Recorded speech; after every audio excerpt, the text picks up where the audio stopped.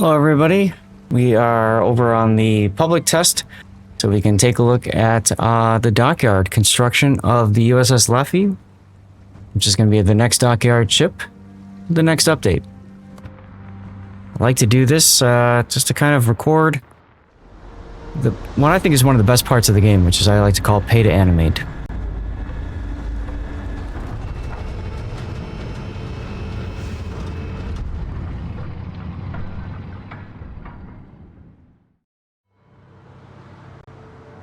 Now, I have not played Laffey myself. I haven't tested her or anything like that.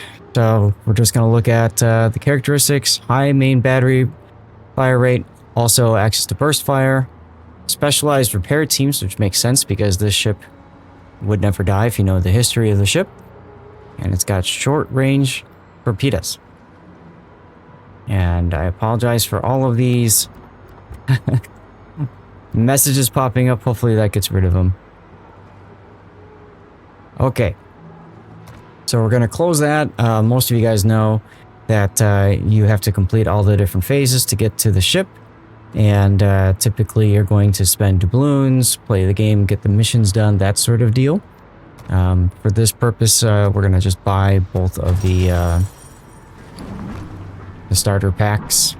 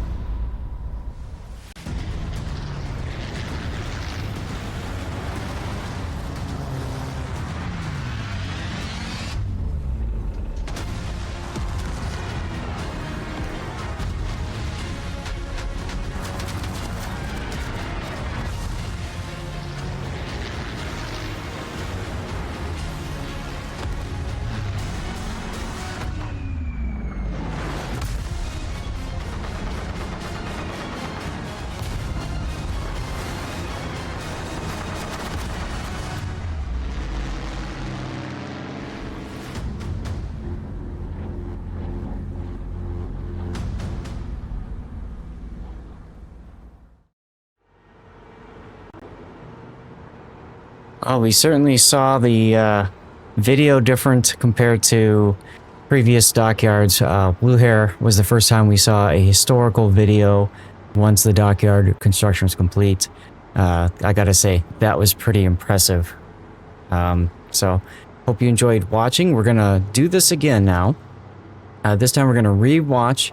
I'm gonna get rid of all of the UI. And I'd very much love to hear your guys' opinion about what do you think of the ship and which angle is your favorite.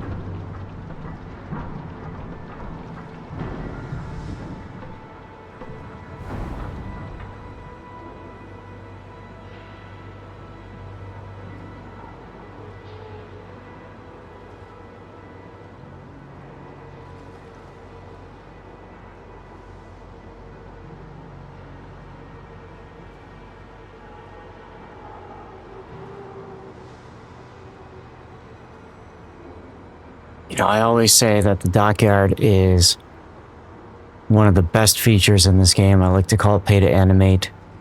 I hope you all enjoyed that. We're going to back out now. I should have the Laffey in the port. So we can just take a quick look at her. Interesting looking model there. Very historical, I suppose. All the battle damage. Let's take a look at her characteristics here. So if I were to, you know, spec it out for your typical destroyer, how's she gonna handle? Let's see. I could put defensive AA fire on, I suppose. I always like to think about the characteristics after building out the ship the way that I would probably build out a standard destroyer. Then I get an idea of how it compares to your regular stuff. Only a 10-point captain, though. Here, let's fix that. Now, this ship has a heal, so I may drop main battery for Superintendent. I don't know if Consumable Specialist is the way to go on this. Let's just, Bad Santa. Sure, why not? I mean, that's going to be your main build, and then you have to decide from there, kind of, you know, where you want to go. Now, this has got HE and AP. So, you know, I would say you do that, and then whichever of these you care about most. Turn time 8.3 seconds isn't terrible, but this could certainly help. But if you've got radio location, you don't really need it. So let's take a look at the ship's characteristics a little bit, shall we? 23,000 hit points. Now you compare that to, I guess I do have a gearing. Here we go. So definitely meteor, and it's got a heal on top of that. So keep that in mind. With Superintendent, I've got 3. That's kind of sexy. Got the burst fire with the F key here.